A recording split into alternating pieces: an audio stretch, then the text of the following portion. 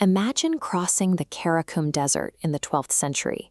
Weeks of blinding sand, heat, and absolute isolation. Navigating the ancient Silk Road meant gambling your life against an endless, featureless horizon. Out of that wasteland emerges Bukhara. For 2,500 years, this city served as a critical waypoint, an oasis where caravans converged to trade goods, secure water, and survive the journey. When travelers finally reached the city center, they were met by the Kalyan minaret.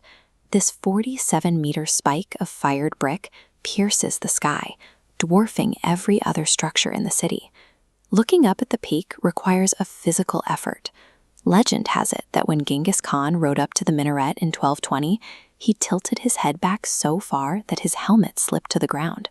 As he bent down to retrieve it, he realized the structure had forced him into a bow, and he ordered his army to spare it. This presence is built on a pure brick order.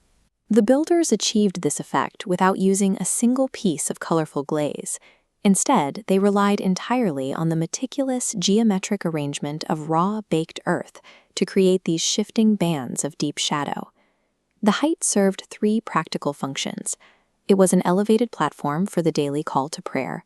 At night, fires lit at the peak acted as a lighthouse for distant caravans, and until the modern era, it served as a site for public execution, earning it the title the Tower of Death.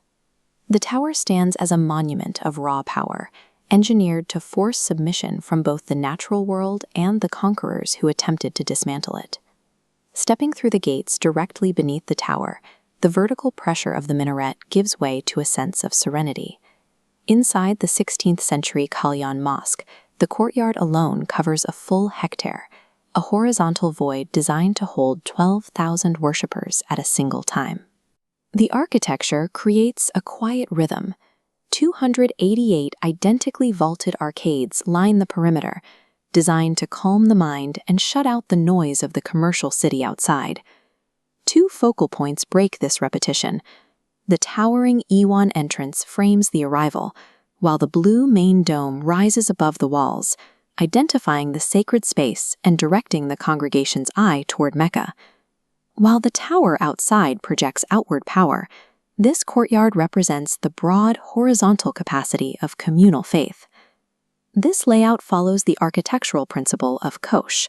The Miri Arab Madrasa sits exactly opposite the mosque, creating a ceremonial mirroring of two buildings across the shared axis of the square.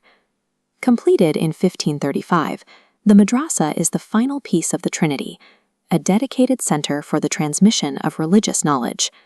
The texture here changes. While the minaret is built from raw shadow and brick, the madrasa is encased in high-density colored glazes. These intricate mosaics are designed for close, intimate inspection rather than distant viewing. Entry is restricted. This is a living institution, an Islamic school courtyard. This building pulls the perspective inward, representing the protected, hidden depth of wisdom. Zooming out reveals the spatial logic of the entire complex. These three structures form a unified matrix engineered over 400 years. This grid maps the balance. The minaret provides the foundation of power. The mosque offers the expanse of faith, and the madrasa provides the depth of wisdom. The true design isn't just in the stone, it's in the interaction with the sun's 24-hour cycle. Harsh daylight brings out the sharp, geometric lines of the brick. By night, artificial light transforms the buildings into warm, glowing anchors set against the deep blue of the sky. To experience this shift, the optimal window is April through May or September through October. Arriving at dawn or dusk provides the lighting required to see the architecture change its character as the shadows move across the brickwork. Standing in this empty plaza, the modern city feels distant. You are left in a space where centuries of history overlap in a profound quiet. Poi Kalyan functions as an engineered atmosphere. Through the specific arrangement of earth and geometry, the architecture captures and sustains the stillness of the centuries.